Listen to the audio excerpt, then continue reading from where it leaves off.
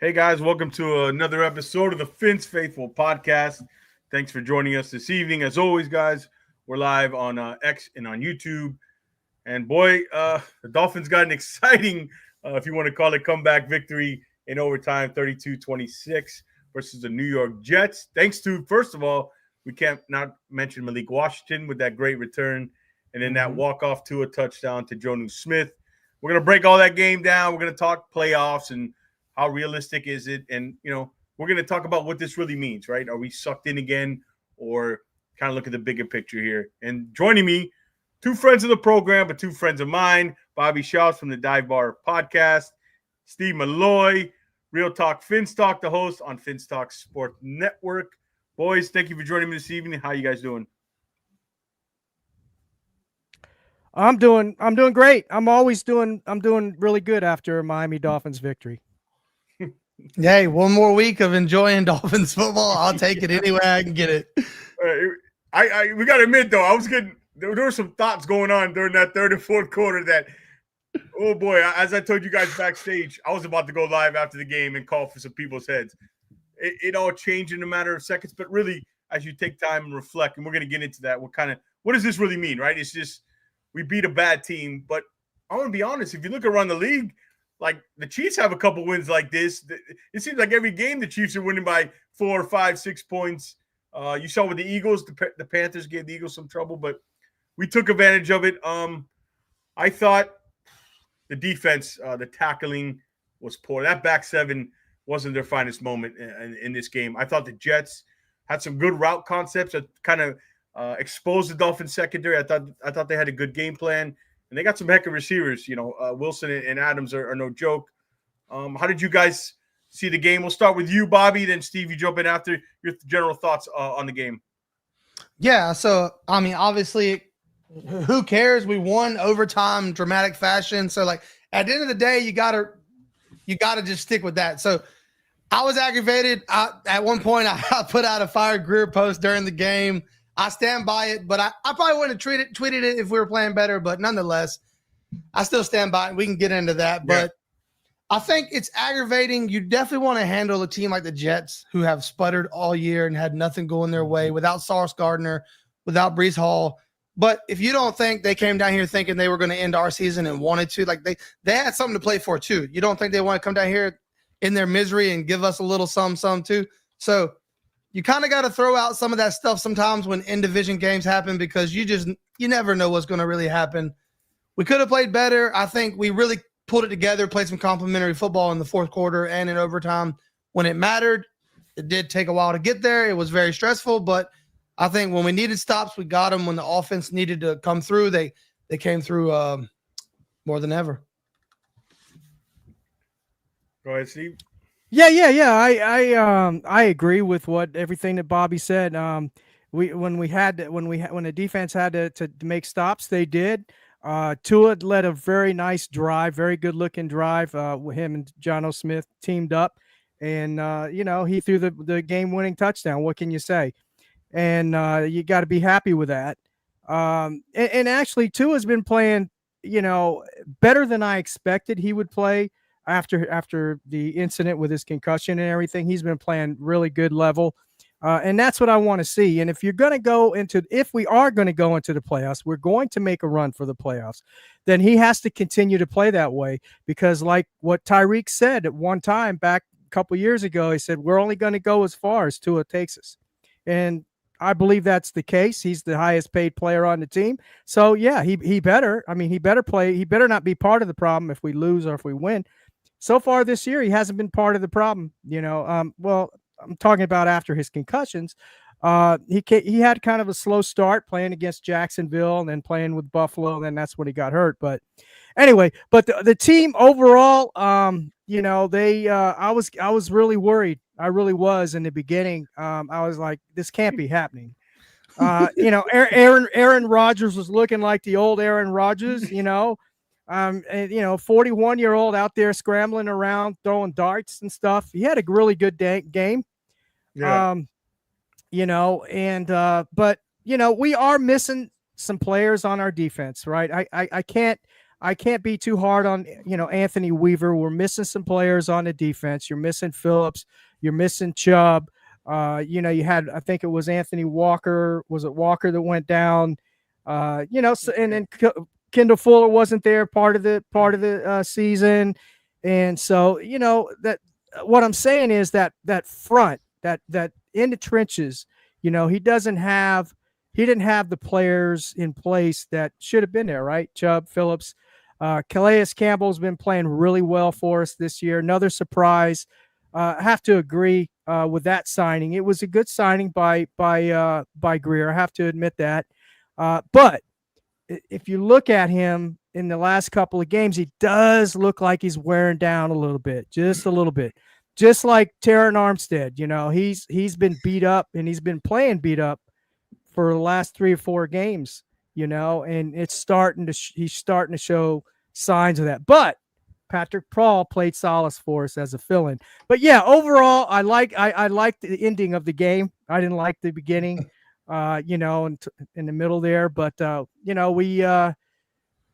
we came back, man, and that's what counts. A win is a win, whether it's a bad team or good team. What counts is we came out of there with we had more points than the Jets did.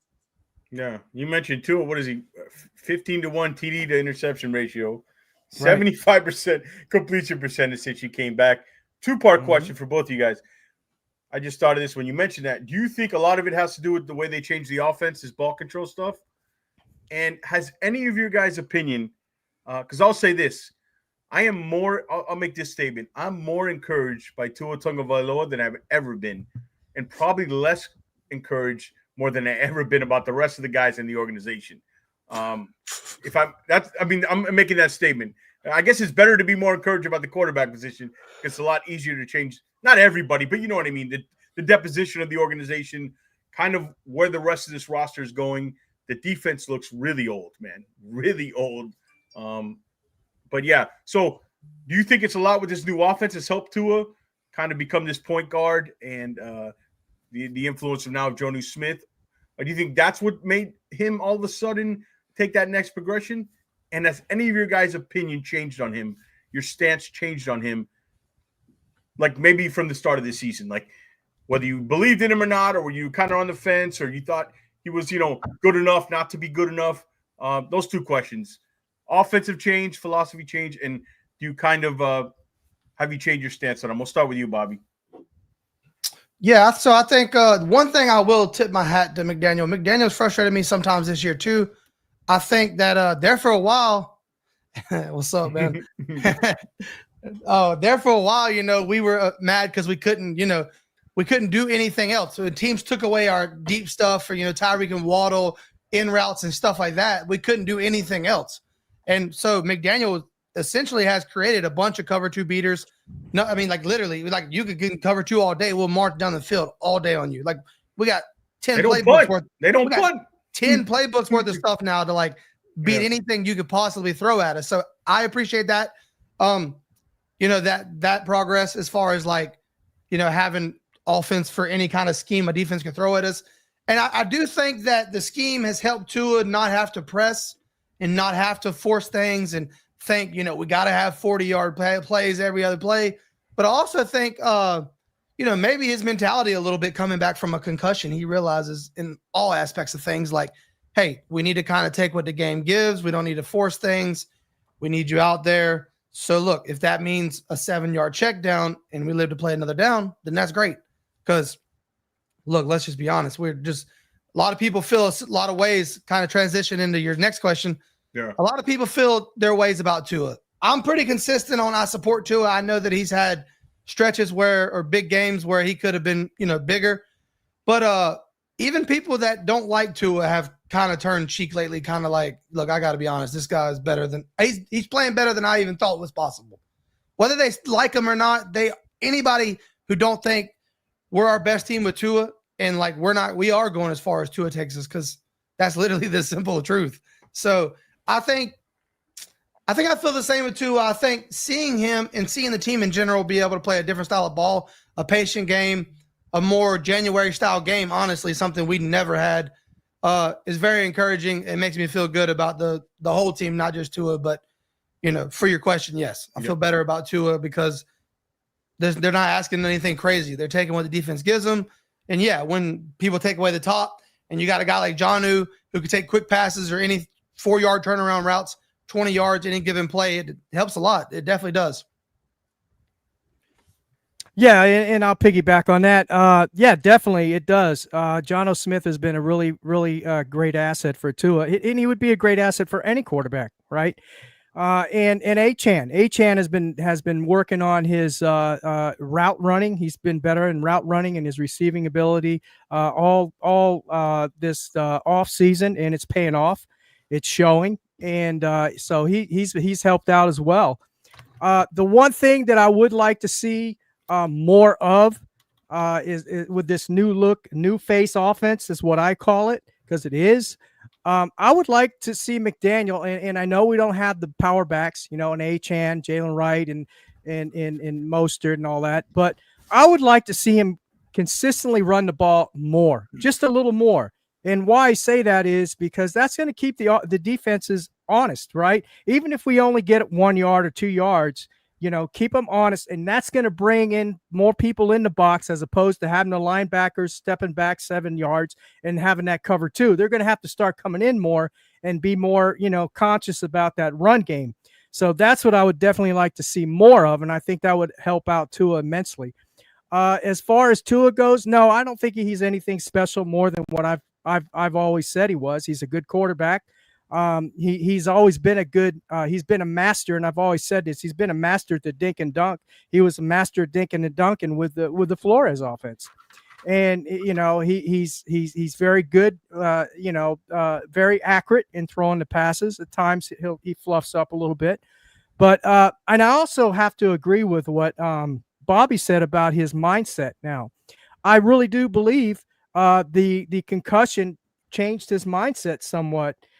Kind of got him thinking, I got to live another down. Let me throw the ball away. Let me go down, whatever. Let me check down to my running backs or to tight end as opposed to forcing that ball, downfield to Tyreek and Waddle. So, yeah, I agree with Bobby on that 100%. I didn't think of that, and that's a very good point. But, yeah, that's my overview of how I see the offense now. I think it has helped the team, the offense as a whole, with this new look. Yeah, and of course, I think there's some pieces that this is what I don't understand. I mean, we'll get into the Greer stuff. I don't know if you boys want to get into it now, but like when you see this team and the kind of the vision, how it's supposed to look, let's just talk about how would you guys rate this rebuild as of today? And I got another question for that after that. That's probably going to surprise some of you guys, but let's start with the rebuild. How would you rate the rebuild right now? As a failure, as a success, or you're kind of still you're on the fence? You got to let this season play out. Steve, go ahead. Let the season play out. Yeah. I would let. I wasn't one of the folks who was calling for let's blow it up. When we were losing the games and we're I wasn't one of those guys. I wanted to see it play out and give Tua, give the offense, give the defense, give everyone a chance, an opportunity to possibly at the point we're at now, right? I mean specifically Greer's job in this rebuild, not McDaniel, not Tua. Greer's Greer's job in this rebuild. Yeah. Well, thus far it's a failure. So far, up to this point. I mean, that could change in the next 4 weeks, right? Yeah. But thus far, going back, 5-6 years, it's been a complete failure. Bobby? Yeah, I mean, it has to be a failure. I mean, with the assets we've poured into the team, with the amount of money, with the players, hell, it's not like talent's not there. Talent's there. Like, imagine 5 years ago me telling you that you're going to have Teron Armstead, Jalen Ramsey, Tyreek Hill, Jalen Waddle, Bradley Chubb, Jalen Phillips, Jordan Brooks, Javon Hall, Kendall Fuller. You would be like, holy shit, what happened? But it's this top heavy. All those guys are great, but it's the last 10. It's the last 10 on the 53 that's become the problem. It's a fail because we've made the playoffs, but we haven't done anything with those opportunities. And it's unfortunate, but it's reality. We've never seen the team at full stride. It's either 20 people on IR or Tua's out, or it's always something. So it's unfortunate, and that is an excuse. It's a valid excuse, but it doesn't change the results. The results haven't been there. When it came time for January football to be played, we weren't at our best, and teams beat the shit out of us. So I think it has to be a fail. And to kind of touch on the scheme things, the only thing truly missing for making this team unstoppable is trench play. Like, if we truly had like a Philadelphia Eagles O-line right now, I'm going to tell you this right now. You give Tua 6 seconds, he's best quarterback in football. That dude with 6 seconds. You give him 3 seconds. He's not going to miss a guy. And you think Tyreek Waddle or Jonnu's not going to get open in 6 seconds? So, and then Achane, Jalen Wright, they'd run you to death. They just run the ball all day. Them dudes would be fresh. The only thing I think stopping this team, and this is a Greer thing, is the trenches are not there. They can't sit there and go, all right, we're going to run the ball 40 times down your throat, and you know what's coming, and you can't do nothing about it. We don't have the capability to do that. And that brings, like you said, it all comes back to Greer. And that brings me to this question that you said that. And I know this might sound crazy, but do you think the first problem that the rebuild went wrong, besides we can argue about, we can look back in the drafts, he should have took this player, should have took that player. Yeah. But could the first problem being is giving up on acquiring the draft picks and try to take those hits in the draft continuously and trade for Tyreek Hill? As crazy as that sounds, how Tyreek has helped Tua, helped this offense. But I almost think that you should have just kept going, kept building the draft, building through the trenches. Tua, I mean, look at the offense these last few weeks, right? Did we need do we need $50 million on the outside? No, you could have had Jalen Waddle and another good receiver that was drafted in the second, third round. With Tua's, I've taken for granted his accuracy and his anticipatory skill. I mean, it's incredible. Like, I don't know who said it, like the doorknob accuracy, the pinhole accuracy. I mean, it's like it got to be studied. Tua's accuracy, it's crazy. I'm starting to think more and more. My stance has changed on him. If you would have built a power line, a power running game, a defense to complement him, man, it's obvious. It was built wrong, even though it was fun and exciting. And Hill and Waddle, all these big plays, where did it get us? Could the Tyreek Hill acquisition been the beginning of the end to this rebuild? And I can't believe I'm saying it. Bobby, talk me off the ledge here, brother. Look, for me, it's pretty simple when I break down the math on the Tyreek trade. Tyreeks don't become available every day. So true. You find out Tyreek Hill's available and you have a need. I think you make that trade 100 times out of 100 times. Things have not went that way, but that's the point, though. It could have still been fixed. If he goes into the draft still and he knows how to draft interior or trenches on the D line, he still builds those places that you think we didn't have.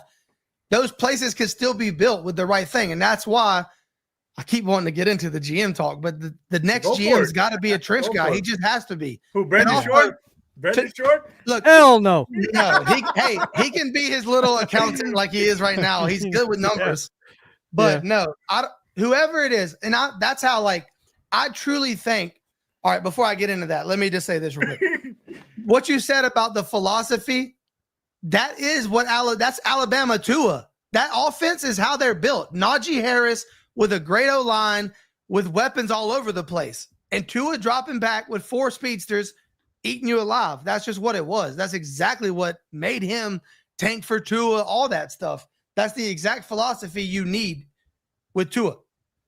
But so with the GM, and you could keep McDaniel, the whole coaching staff. If you went and got the right guy this offseason as a GM with 10 draft picks ahead of you, and he was a trench guy and he knew what he was doing, I think this team could literally be turned around and made into a true contender. Not just we're going to be in the playoffs. We know that. No, a true contender come January with one offseason. I think literally one offseason would all it would take. A guy just has to know what he's looking for. Yeah. Greer can draft 10 O linemen. I don't know if 8 of them is going to be good. Right. Hey, shout out to, I agree with Clown Prince there. And shout out to everybody in the chat. That Dolphins realtor, Clown Prince, Julian, Luna Moon, Frozen Fin fan, shouting out Steve here. Everybody hit the like and subscribe button to the channel. I know it's annoying. We all have to say it. Please, it helps us continue to do this work and bring you guys all the content. I appreciate it.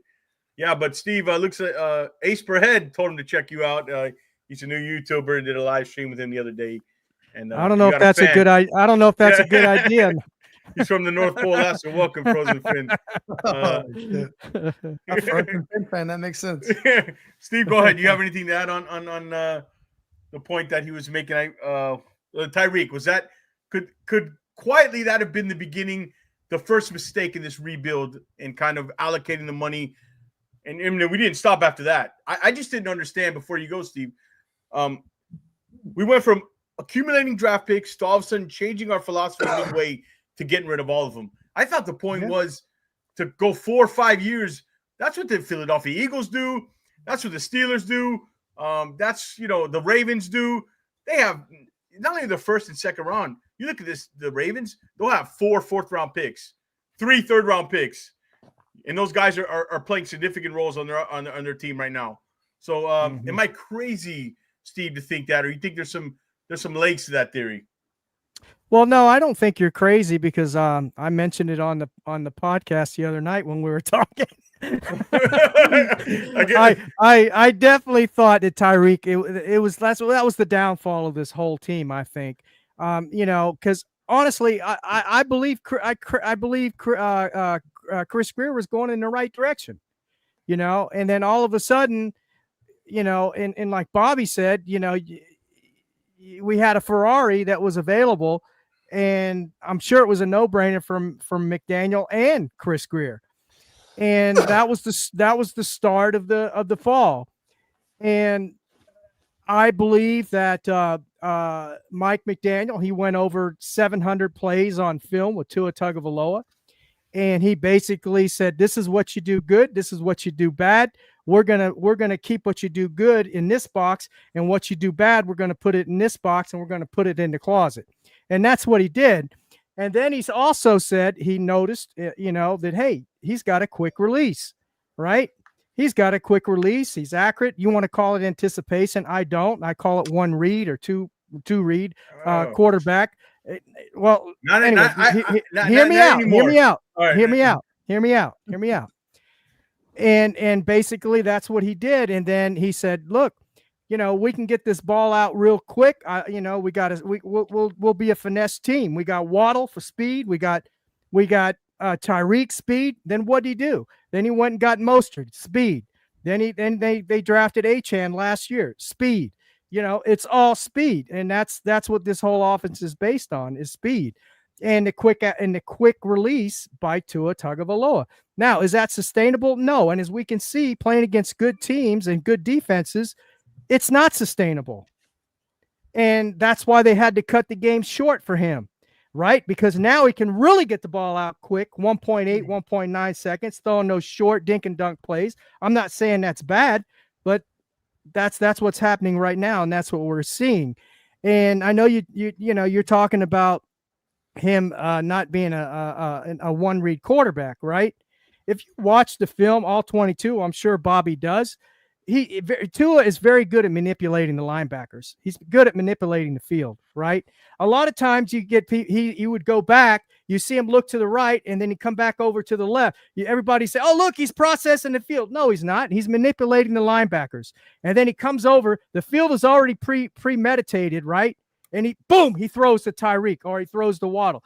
It's 80. If you went, there was a stat on Twitter a couple years ago, I believe it might have been last year, of one read throws that quarterbacks are making.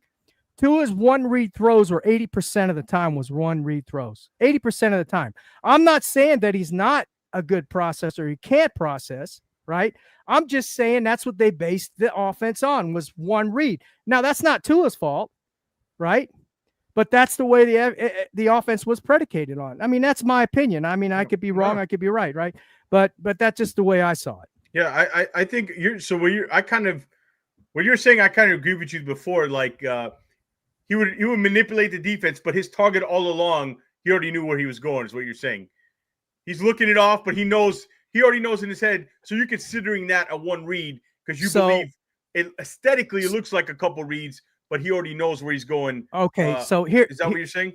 That's what I'm saying. And here's my point also. And a lot of quarterbacks do this. This is I'm not saying Tua's bad, but because he does this. Spot throwing. It's all based on timing and rhythm and spot throwing. Because you can see it a lot of times. Tua would have not so much this year. He has a couple of times in the game this past week, but he'll throw bam to the spot. And even if the wide receiver's not there, he's going to throw it anyway because it's all timing and rhythm to the spot. And if that and what was happening last year in the first 2 years, if you watch film, right, you see that what are they doing to Tyreek and Waddle? What were they doing to him? They didn't use the cover 2 so much as they are this year. Yeah. They have, but they haven't as much. What did they do? They got physical with him. They knocked him off their routes, threw him off their routes. Just that split second, knocking him off their route, and Tua throws the ball to that spot. If he's not there, that ball's going to get there anyway. And who said it? Who was the guy that said it? There was a guy that said it that was Sherfield. Said Tua's the spot throw, and he's going to throw it to the spot. I'm not saying that's bad, but that's the way this offense was predicated. But when it works, it looks beautiful. But when it doesn't work, it looks awful. Yeah. Go ahead, Bob. Well, just to help George a little bit on the whole, his anticipation, I think it definitely is valid because, look, this offense is such an easy time in offense until another quarterback gets in there. Tyler Huntley, these same blind throws that Tua's making, Tyler Huntley, Skyler can't trust himself enough to throw it. Agreed. When the ball is thrown, it's not there. Tua's throwing it to a spot, but that's anticipation because Tua knows where it's going to be. He knows where he's got to put the ball, and he knows he trusts himself enough to do that. So that was the one thing, and that's what killed us with any quarterback they brought in because them guys, they turn their back to the defense and turn their back around and see two linebackers and a safety and go, oh, hell no, sack. Tua's like, I'm ripping it. I know Tyreek's cutting left, and he's leaving those dudes in the dust. So I do agree that it's a timing-based offense, but also I'd say if anything, Tua needs some credit for the ability to manipulate, use his eyes, shoulders, to move the linebackers, move the secondary to be able to make a place. Because a lot of quarterbacks, true one-read quarterbacks, snap the ball and you know the deal. Interception. So it still takes talent to do what he's doing. And we've seen it without Tua. It's a disaster, this offense. The dressing, the hand fakes, everything is not good without Tua out there running it. Well, I agree. When you got a 7th round quarterback, yeah, of course. And then you got a guy that doesn't practice with the first team, and you got to remember, man, they don't get the same amount of reps as Tua does with the first string, right? Mm-hmm. So it's not fair. So it wasn't fair to those two quarterbacks. I'm not trying to say Tua's not good, or downgrading what you said. I'm just saying when you get two quarterbacks in there that haven't had the years that Tua has had in this offense going on 3 years now, right? How could McDaniel, I put that on McDaniel or Frank Smith or whoever's developing these quarterbacks. They didn't do a very good job at developing these quarterbacks or bringing in talent, right, that at least can match similar to what Tua's doing out there. So I got to be fair to those quarterbacks too. It's not all to me. That goes back to Greer again. Yeah, absolutely. You got all season to sign a Joe Flacco or whoever the hell you thought could actually step in a game and be competent. And hell, even Tyler Huntley could have been had at week 1, and we went and got Duel instead of Huntley, and then 3 weeks later we're bringing Huntley anyways. You could have had Huntley in the building learning the offense for a month. Exactly. Right. You said it all comes back to Greer because you're the GM. Somebody's got to go and protect the team and go in the building and say, look, Mike, I know you like Skyler, but he ain't it, bro. You know what I mean? We got to go find somebody else. Let's go get Tyler Huntley. Let's go get Flacco. Like you said, heck, a Mac Jones would fit in this kind of offense as a backup, no? I was watching Mac Jones. The same scheme hit his flaws as well. So, yeah. So you know what I mean? It goes back to the GM. And even if the head coach likes Skyler, your job as the general manager is to separate that and protect the best interests and evaluate the roster and know where it needs to improve. And he didn't do that. And I would agree, Steve, last year, a lot of the stuff with Tua would do, I do think he already knew where he was going, but would look it off. And people would say, oh, he's doing 2 or 3 reads, and it really wasn't. But it's also very hard, like Bobby said, to manipulate a defense and go back. Absolutely. But what he's doing better this year, he's scanning the field like that. I mean, that is what he's doing. Call it a read, call it whatever you want. He's looking through all his checkdowns and his progressions, and he's doing it fast. I mean, the processing has ticked up a little bit more. And I do think this offensive change is forcing him now not to make those throws that you see Josh Allen make, 35 yards down the field where it's impossible to complete. He would try to do it because, we got to get it down to Tyreek. He admitted himself. He said, I was trying to get Tyreek that 2000. I was forcing it to him. And for whatever reason, now he realized, bro, I mean, there are times when this team doesn't punt the ball, but then they only score 15 points. So it's like eventually you're going to have to hit some deep plays. But, speaking of Tua, I know Steve's probably gonna go ahead because you're probably gonna throw something at me in a minute. No. It's good. It's a good thing. I just wanted to piggyback on what you said about processing and reading the field. To be all fair to Tua and everything, right? I know I get this. Everybody thinks I'm a Tua hater. They call me a Tua. I'm not a Tua hater. I'm a Miami Dolphin fan. I want Miami Dolphins to win. I want them to win a Super Bowl, and I hope for the success of Tua Tagovailoa. I'm wearing a Tua Tagovailoa autograph cap right here that I personally went up to him and talked to him and got autographed and shook his hand. So I'm not a Tua hater, guys. I think he's a hell of a guy, really nice man. I love the guy. I really do. But anyway, here's the thing what I was going to say, to be fair to Tua as well, with everything that I said.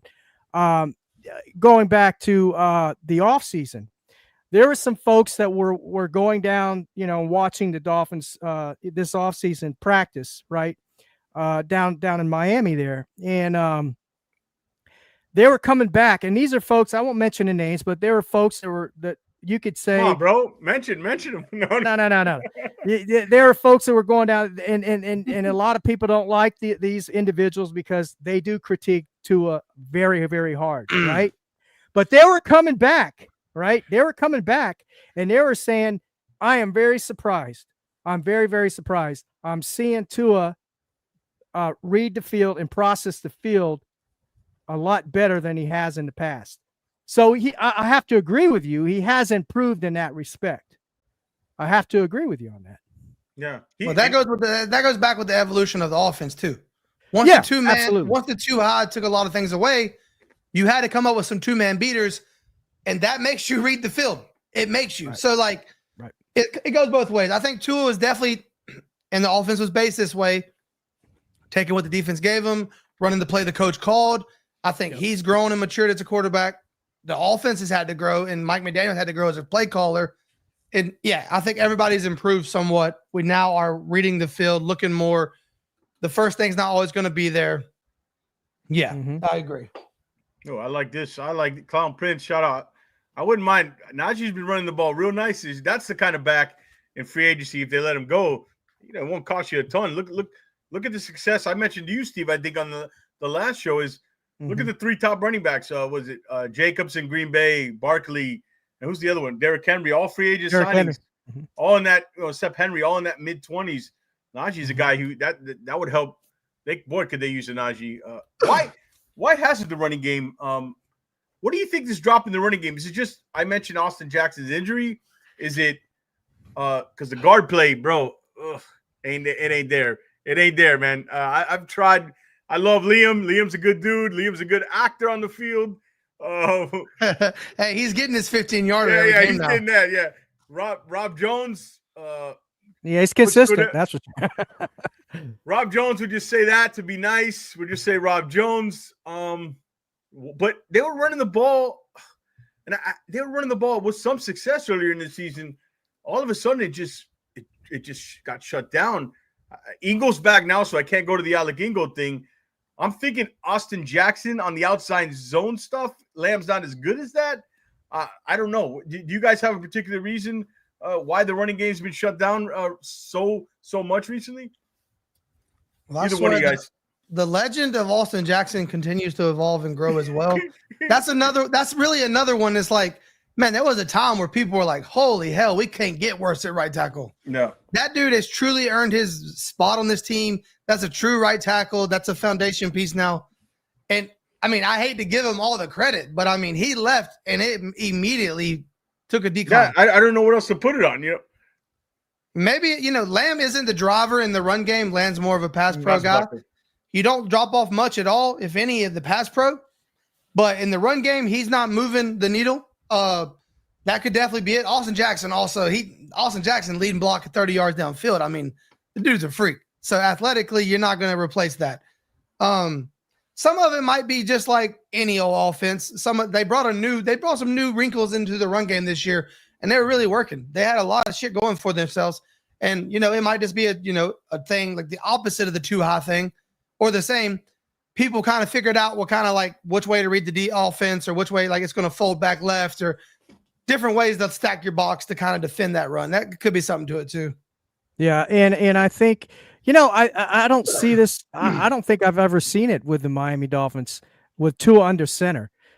I think they ought to go to more like pro style sets, where Tua has to line up under center. And that takes the view away from the linebackers in the front line to see where the running back is going. It's harder for them to read that. Where you're standing back, 7 yards, 8 yards back, like the linebackers do.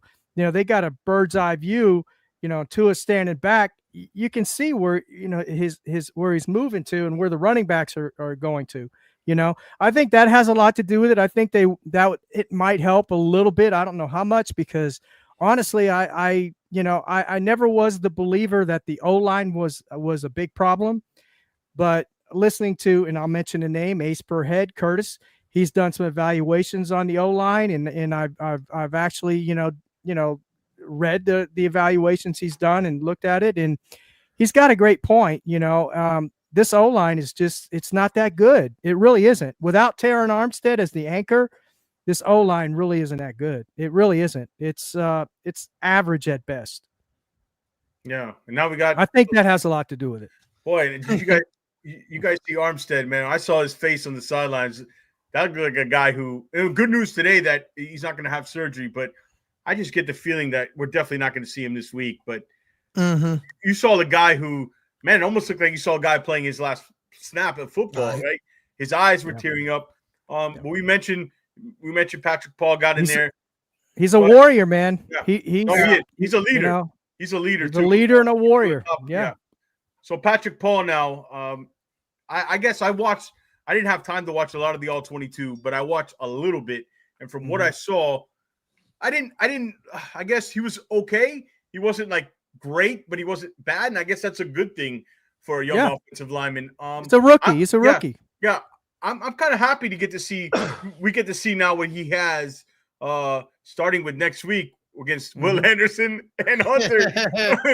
We're going to find out real quick, boys. You know what I mean? Yeah. That's a different level right there. That's who are the ends for the Jets? I'm losing my mind. They got Reddick and McDonald.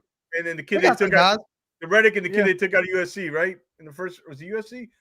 The first round a few years ago. His name is it was the guy who jumped over the car. It's McDonald. It's McDonald, but I can't remember. Iowa State, maybe. Yeah, Iowa State. Yeah, he jumped over the car, right? That whole thing, and they took him 15th or something like that. Yeah, but McDonald. It's good. Now we're gonna see what Patrick Paul has, because it'll answer two questions. Like, we'll go into next year, instead of wondering what we're wondering right now about him, we'll know more going into next year. What did you guys, what was your initial thoughts on Paul's play this last game? I thought he played solid. I thought he held his own. He did well. He did good. I mean, there's a couple missed blocks here and there, but other than that, he was solid.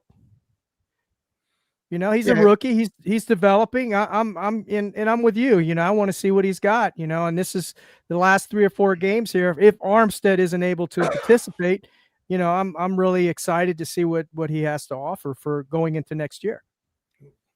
Yep, I agree completely. I was just talking to the guys about that. The one upside is that you get to get your answer, at least get an idea with Patrick Paul for the rest of this year. And if you can pencil, Patrick Paul as left tackle, and you got Austin Jackson coming back as right tackle, Aaron Brewer is your center, that really kind of narrows down what you need to fix. So exactly. So I think that I thought he played good. I think Patrick Paul, his technique is just not there all the time. So I think he wins ugly sometimes, and people confuse that with bad.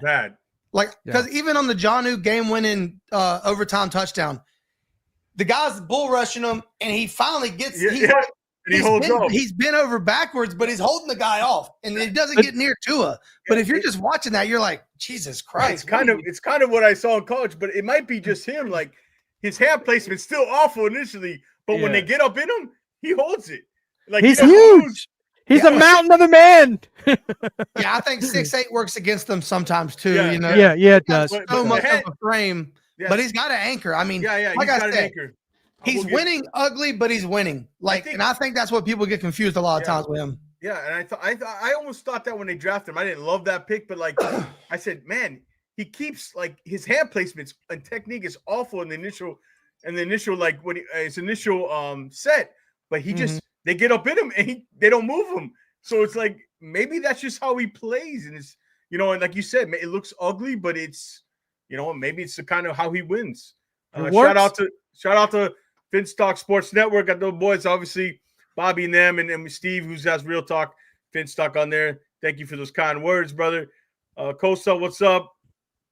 Good topic. What's the last potent O-line? Well, Clown Pinch. Any of you remember them boys in 2016? The Unicorns. The Unicorns. Oh, yeah. They got Brandon Albert, Pouncy, John Jerry, and Jawan James. Yeah. Oh, was it John Jerry? Was it John Jerry?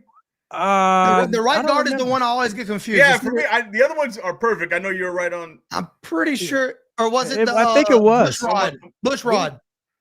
Was it Bushrod? Hold on. Was Bushrod there? Bushrod played tackle, right? Didn't he play tackle? I get confused because they always have these tackle transfers. Bushrod was huge. We always sign tackles and move them to a guard. Let me see. That's true too. That's true too.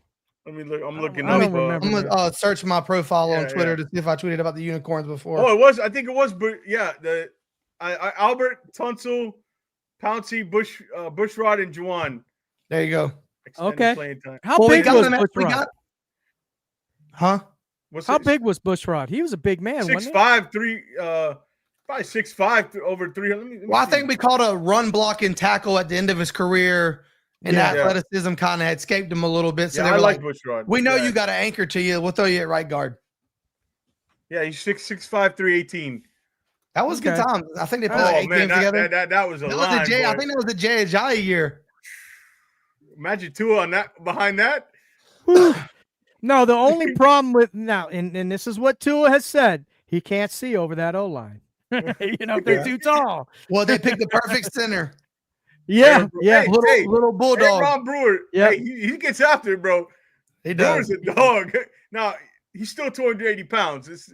That's still a problem, but you know what? I went and looked at some of his stats on him and everything, and he's a lot better than I thought he was. He's solid, man. He's solid in pass. He's solid all around. Pass blocking, run blocking. He's solid. And I think the thing you got to give extra credit for with him is what we're trying to do in this offense. Yeah.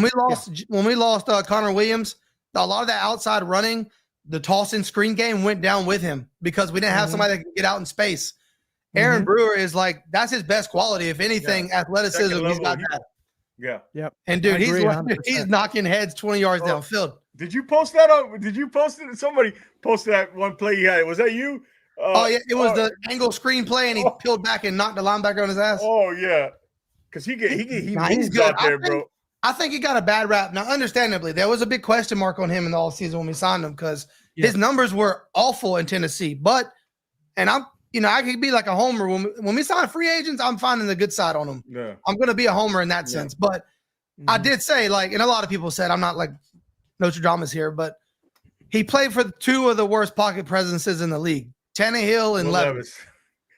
Your numbers are going to kind of suck. It doesn't get any worse than that, bro. And now that we've got to see him, what is it, 12 games-ish? Yeah. I got no complaints. 280 is Okay. not causing him any problems. Yeah, I mean, again, so I'm curious to see him. This next week's going to tell us a lot about this team in general. If we go out and we lose to the Texans, 27 to 12 or something like that, and we're on the road, and then we're back to square one, right? Like we know the deal, and that might be the case. And I think all of us probably predicted us to beat the Jets. But, it's kind of exciting the way they did it. So you kind of forget everything else. Like, yeah, we barely beat the Jets. There was like a half an hour where a lot of us were about to break our TVs and all that stuff. I mean, They sure made it. They sure made it exciting, though. Wait, but can you imagine the conversation we'd be having today if they lost that game versus the Jets? Wouldn't be a lot. There really wouldn't be much dialogue. We'd be all on the same page. Yeah, all face red, blood pressure high. We might be talking about who is our next GM. We might already have a guy fired, Brandon Shore. Ladies and gentlemen, Brandon Shore, your next GM. Where do you keep coming up with Brandon Shore? I heard from little. He's a numbers guy. You don't know football. But tell me that's not so Dolphins. He'd be perfect for Ross. Tell me that's not so Dolphins. Yeah, he'll run some real estate. Bobby, tell me that's not so Dolphins, though. Anything is so Dolphins, though. So I guess if you're using that standard, nothing would surprise me. Okay. So how we'll get to Greer at the end here. We'll finish it off with Greer and a question I have for you guys. Let me ask you this. How realistic, because I think the playoffs is more realistic than we think here, that people are giving it credit for. I think that the Chargers losing last night helped. What's the bottom line here? We got to win out, right? I think let's start there. Let's start there. We got to win out. Absolutely. Starts with Houston, where we are Houston, San Fran at home, at the Browns and at the Jets. Yep. At the Browns, at the Jets. Yeah. How confident you guys? What's the percentage you say they sweep those games? How confident you are in this team? 50. 50. That's pretty high though. Can we just do one game at a time? Let's not look that far ahead, man. Okay. Let's enjoy this week, and then go into Houston and see if we get to enjoy this week. Yeah, if we get to enjoy this week. We'll see. With the Dolphins news comes up every day that you don't know. All right, let's talk Houston then, right? Okay. Kind of what are your thoughts on this guy? I mean, Houston's defense really good. They got two great pass rushers. I love their secondary is good. Offense this year, CJ Stroud kind of regressed a little bit, came back to the median. Sophomore slump. Yeah. I wasn't a huge CJ Stroud guy coming out. I was surprised how well he did. He's kind of come back.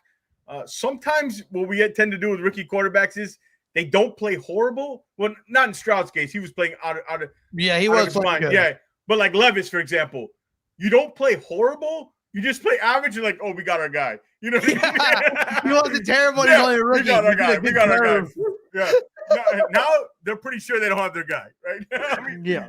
Oh my God. So Houston, start with you, Steve. Sure. Kind of your thoughts on that game. Do you expect them? I don't know if you want to do a prediction, or do you expect them to pull this one out, or because Houston, I mean, to me, they're like the Rams. They're not this great team. You know what I mean? Well, man, you really want me to do this? They're not going to win this game, guys. They're not. They're not going to win this game. The defense, they got a really good defense. And they're playing against our O-line, and I'm telling you right now, our O-line is going to be exposed big time. I grant you, there's a couple advantages that we do have playing in Houston, and one is I'll be at the game, so I'll be cheering them on. Number two is it's indoors, and they're playing on polyturf, right? So it's going to be fast. So they're going to have the advantage of the speed. So that's one thing. And then number three, Houston really hasn't been playing that well this year. So if you want to go by that, yeah, we have a chance to win 50-50. But any game's 50-50, right? But just judging, and I'm judging by past history and what we've seen the last 3 years, even this year, we don't have a chance in hell to win this game, I don't believe. And I'm going to make a prediction, 31-17. Houston is going to come out ahead, unfortunately. And our playoff hopes are going to be over with next week. But here's the thing. Now here's the caveat to that. If we win, we're in. Right? And we win out, there's still a chance that we can make it to the playoffs. We can get in. I do not think Denver Broncos are going to win out. I don't think they're going to win. Look at their schedule. Yeah. They've got a really tough schedule coming up. I think it's Chiefs twice and the Chargers. But there the only thing is, how are the Chiefs? They lock it up that last game. Are the Chiefs going to be resting their guys? You know, no, they're not going to be resting their guys. The Bills are there. The Bills are there. The Bills. So the Chiefs are not going to be resting their guys, man. The Chiefs can't afford to lose to the Broncos. They play the last game of the season. Yeah, well, maybe the last game of the season. Who knows? But yeah. But I think even if they lose 2 of the 3 games, right? That gets us in, man. Yeah, I'm not a big Denver. And then the Chargers, man. The Chargers, they don't have a cushy next 3 games either. Yeah, so there's always that chance. So yeah, there's a chance that we can make it into the playoffs, and it's all riding on whether we win out or not, you know. And we'll know this if we win this week. I'm going to be on the more positive side. But this week I'm not, and I can't, you know, judging by past history and everything. Yeah, before you go, Bobby, here's the Chargers' remaining schedule. They're Bucks at home, Broncos at home, at Patriots, at Raiders. So those last 2 games. Well, they got to lose the next 2. Yeah. And then the Broncos are home versus the Colts, at Chargers, at Bengals, home versus the Chiefs. So they only play the Chiefs one more. They play the Chiefs the last game of the season. That's where I say the Chiefs got it locked up with the Bills losing that game. They kind of got another game up on the Bills. So the Bills beat them though, so they got the head-to-head tiebreaker. Right, but they're going to be ahead. Right. Yeah, but they're going to be ahead of. I'm talking about right. True. And the Colts, we got to worry about the Colts too, right? At Broncos, home versus the Titans, at the Giants, home versus the Jaguars. That's Jesus. They might be getting in. Colts is one of those games that I freaking can't believe we lost. Yeah, the Cardinals, the Colts, those 2 really fucking piss me off. Even if we do win out and the Colts win out, they're the showstopper. Because they have their tiebreaker. Yeah, and their schedule's really easy. You know, and you know what? We're gonna find out if the cold weather, the whole theory of the cold weather is, which I think is overblown. When we're playing, is it the competition or is it the weather? We're going to find out with these 2 games versus the Browns and the Jets. All right, Let's talk. Steve Malloy has under his name, Fire Chris Greer. Okay, we're going to play the game. You're Stephen Ross. You're firing Chris Greer. What kind of – are you keeping the coach? Is he deciding the coach? And what kind of GM are you looking for? And where do you want to see the direction of this team go? Well, if Ross fires Greer, right, which I'm hoping, then yeah, I want a good GM in there that, as Bobby said, and you said yourself, George, and I know I want him to start with the trenches, build this offense from the inside out, and I want the same done with the defense, build it from the inside out. That's what I want to see done, and I want him to go into Ross's office and talk to Mr. Ross, say, Mr. Ross, you've been good to this Miami Dolphins organization thus far. I know you want to win. You want a Super Bowl. You're 84 years old. I know how to run this football operations part of football. Let me go out and let me decide what coach I want, if I want to keep McDaniel or not.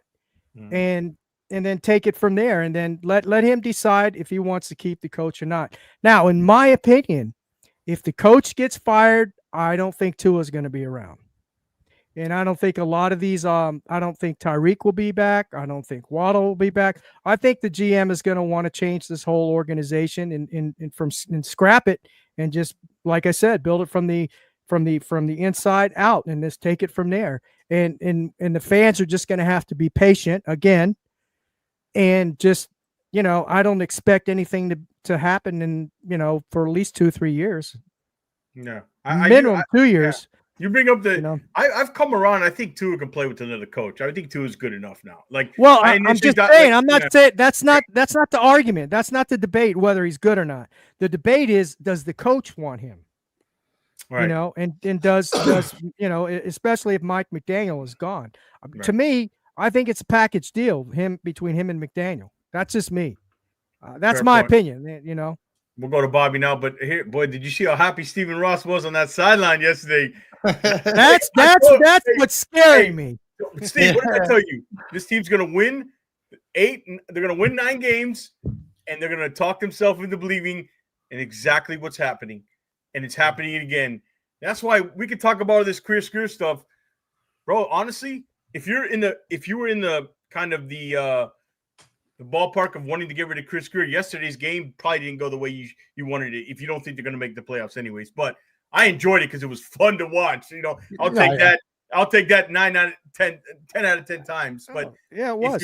Absolutely. But if you're looking long term, that game was probably the game you probably had to lose and unravel to get rid of Greer. But anyways, go ahead, Bobby. The same question to you. You said you put that tweet out. You're in the mid-game anger. You know, living on Twitter. You stand by it. You said you would get rid of Greer. What kind of mentality? What kind of guys? What organizations would you be looking at? Or I don't know if you have any names yet, but that's probably too early. But kind of what would you be looking at, and how would you kind of want to take this direction of this team? Yeah, same what Steve said. It's just somebody's got to understand proper construction of a roster. It's well, before we even get into trench talk or anything else, you just gotta understand what a roster looks like. What at the end of the day, what are you looking for? So like this roster, if you really look at it, is so inconsistent. It's so all over the place. It was just like, oh, somebody's available, get him. It didn't don't matter. It's just like, get him. And it's like, it can't really work like that. And I even go back to like, we're talking about, is the Tyreek Hill trade the main issue, or was that the biggest domino? No, I'll tell you the actual problem, the trade that changed it all. And it was a trade that we didn't make. We got Bradley Chubb instead of Raekwon Smith at the deadline. Oh. That was the biggest trade. That's when everything. Yeah. And look, I like Bradley Chubb when he's on the field. Raekwon Smith is a top 5 linebacker. He's a dog, man. What do we lack? What do we lack? That dog. A damn linebacker. So, dude, if you put Raekwon Smith on this defense, especially for the last 2 years, that was we were going like this. I think that one kind of flattened us out.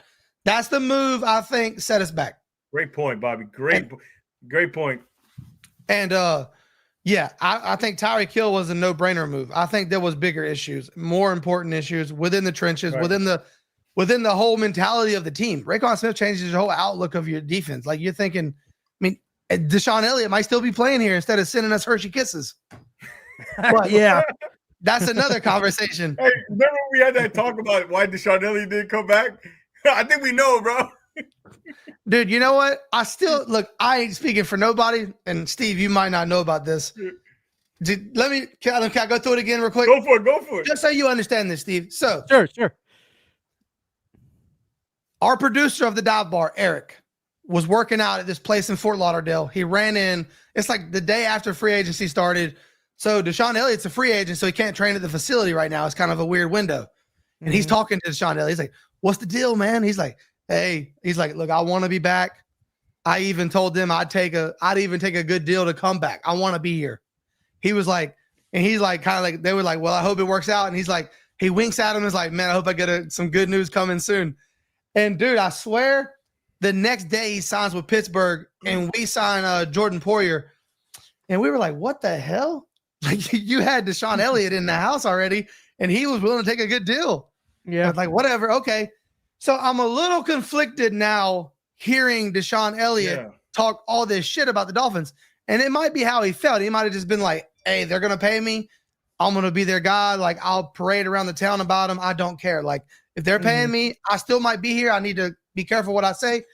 But it's always been weird to me because I felt like he was all in, even said he'd take a discount to stay here. And then they turned cheek on him, and I kind of think they hurt him.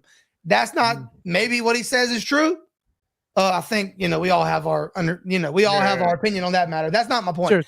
Sure. I just think he even people like who you don't see players go on podcasts, especially active players, and talk reckless like that. Yeah. And he's been like it's more than once this year. He's said some wild stuff. It's so like ex-girlfriend. Interesting. And don't get me wrong, he landed on his feet, and he plays for a great defense. So it's easy.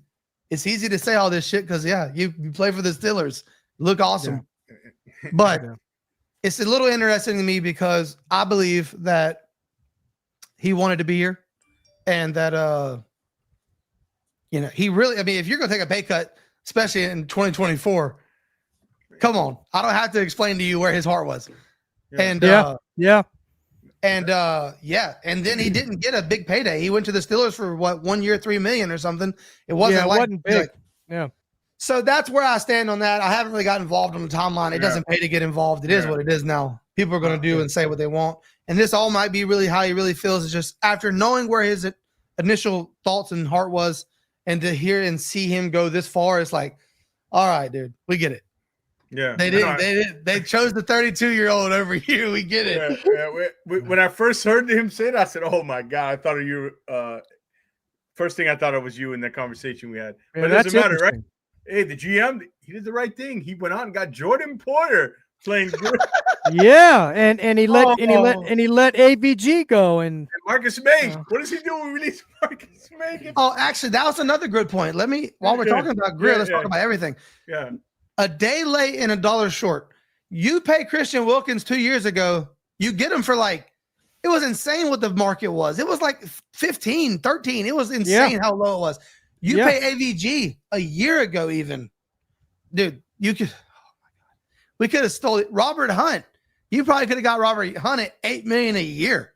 You probably got 4 years, $32 million if you don't let him play into what's the face? What's he doing, George? No, I'm thinking Greer drafted all those guys, bro. I'm thinking in my head, it's so unlike Greer. You know what I mean? I got a question to both of you guys. Okay. What do you think about Javon Holland? You think he's going to be here next year?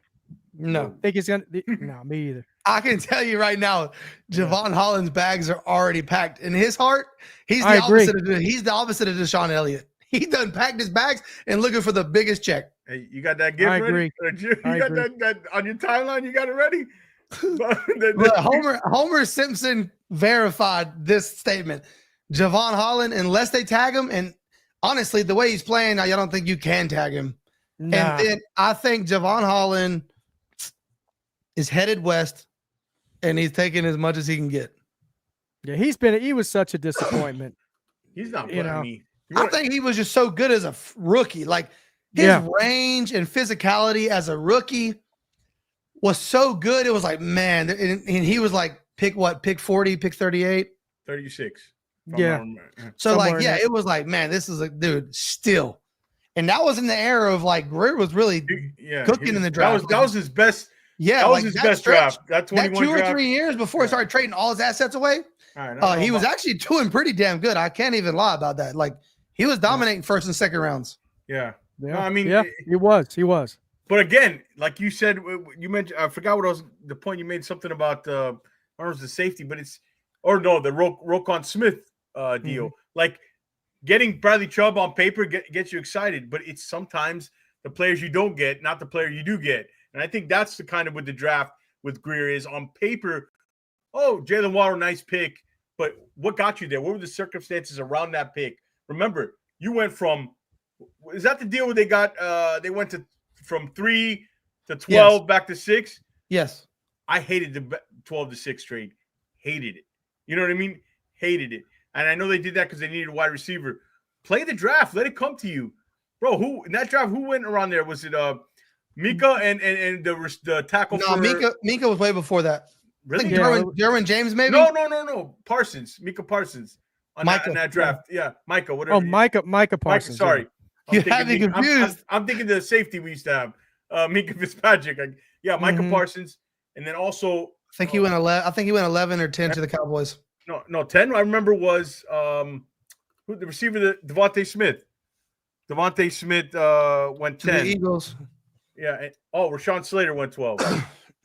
Rashawn Slater is Like, good. let me ask you this question: is it bad you sit there at 12, have that extra first round pick? That's what I'm talking about with the Tyreek Hill thing, not about the player and what he's done. He's helped Tua out tremendously, but it started this whole thing of F them picks when you're not ready for that. You know what I mean?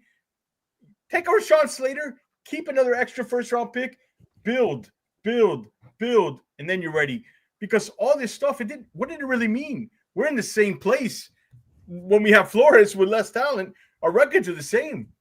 Because and that's my point. You know, that's my point. Not Tyreek the player. You know what I mean? Yes, right, and that's where everything just started to fall off the charts. Is when he got Tyreek Hill. You know, he just went a different direction. It seems like, and then McDaniel, you know, and all that. You know, just I don't know. It's bad, and let's just fire the guy.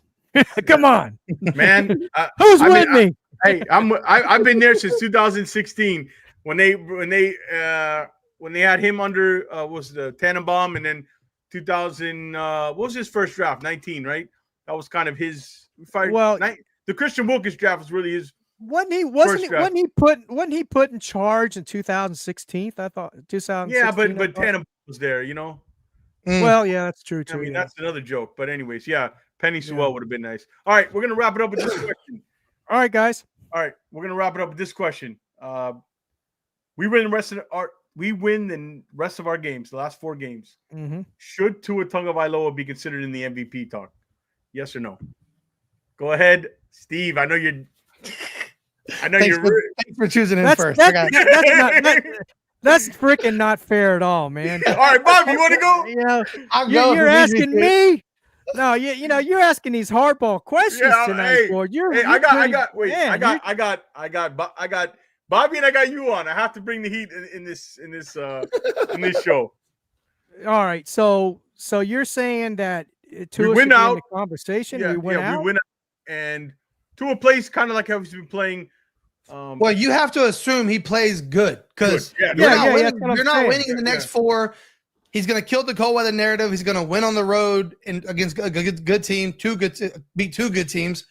Yeah, so you got to assume that he plays good for us to win in the next 4 games. So. Yeah, 100%. If he can do that, he can beat the good teams, and he's not part of he's part of the winning solution to the next 4 games. Yeah, hell yeah. Absolutely. I'm with it. I think I know Bobby's answer. Well, it's an easy answer because is he in the conversation? Sure. No, because I never really you asked me 3-4 weeks ago, Tua in the MVP conversation, never would have thought of it, but like that's he had to come back, stay healthy and play good ball, but he's done all of the above and so far, knock on wood. But I think he could be in the conversation, and I think the best thing going for him is the world got to see us without Tua. And the world now sees us with Tua. And I think anybody with a brain, once again, no matter how you feel about Tua, can see the importance, the MVP award, most valuable player to their team, of Tua to this team. So if we come all the way back and make the playoffs after we're 2-6 at one point. Yeah. Yep.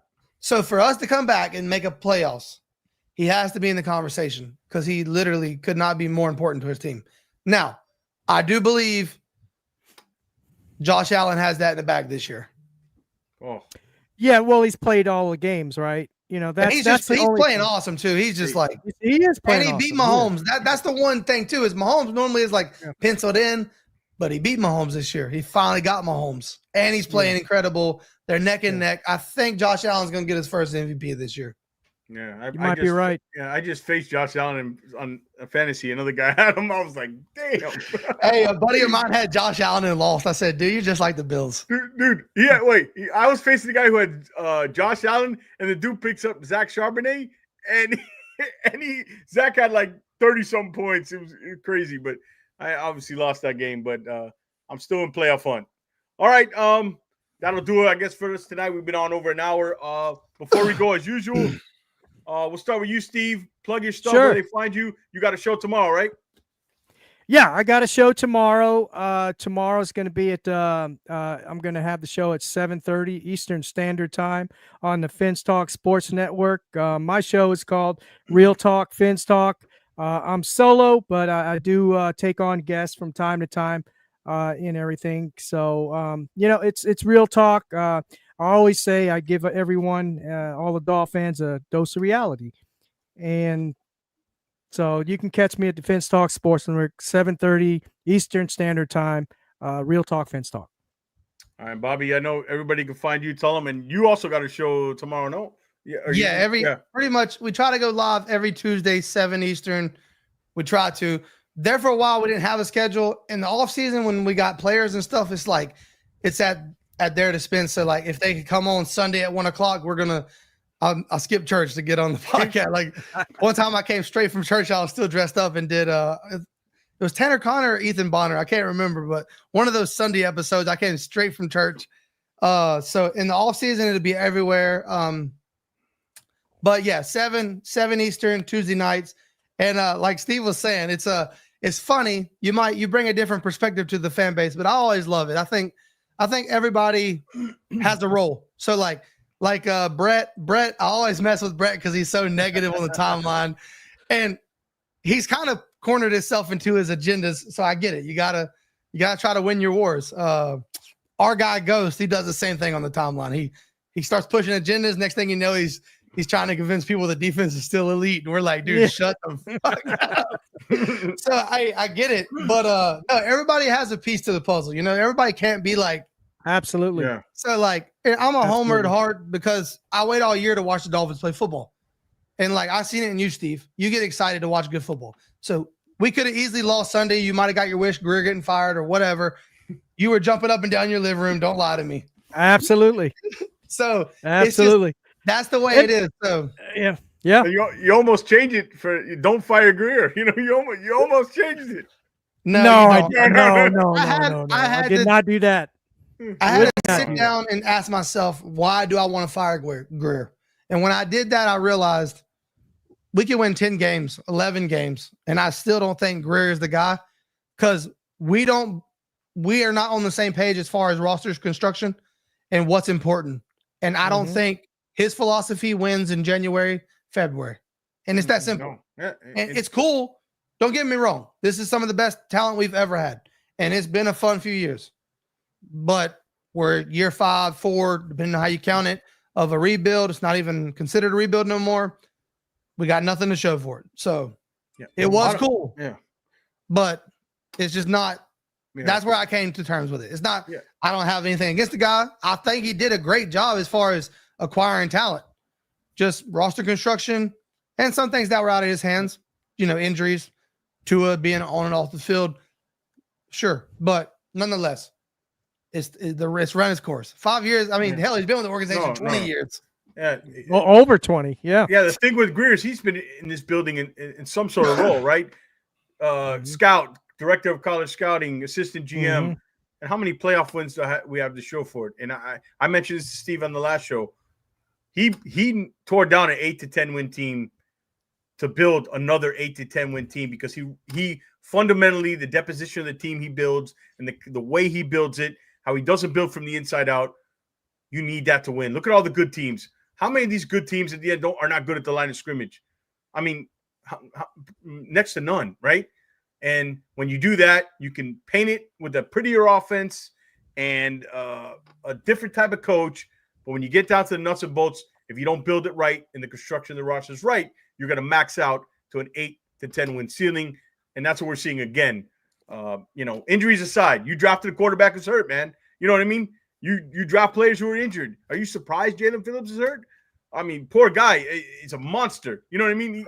And not to mention, we went from the youngest team to the oldest, the NFL to the oldest. Yeah.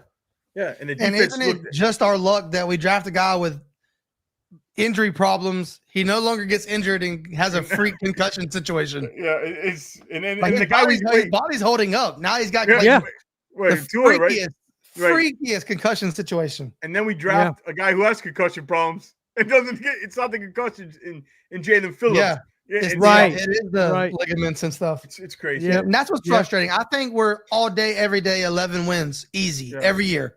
Like absolutely cookie cutter, 11 wins. That's what's frustrating. And that's exactly my point. 11 wins, awesome. Get to January, get your ass kicked and go sit at the couch. And that's the problem. You shouldn't be able to win 11 games and not be competing at the highest level. Like it doesn't make much sense, but 100%. that's where we are. Nothing makes much sense when it comes to the Dolphins over the last 2020. All right, boys, I think we'll wrap it up there. Thanks, everybody, for tuning in. Hit that like and subscribe if you like the program. Also, follow those guys and subscribe to the Dive Bar Podcast and the Real Talk Finstock Show on the Finstock Sports Network. This is one of my favorite shows. Guys, I love both of you guys. You guys are good friends of the program. But like I said, honestly, I made good friends with both of you off air, and I appreciate it. And we'll link up on some show sometime again. Steve has almost become a regular on here because I love Steve. Yeah, I feel like it. I feel like I'm part of the show. I love the way we balance each other out. It's fun. But and Bobby, you know the deal, bro. You're day ones all day. So thank you guys for coming on the show. Thank you for watching. As always, guys, stay Fins faithful. We are out.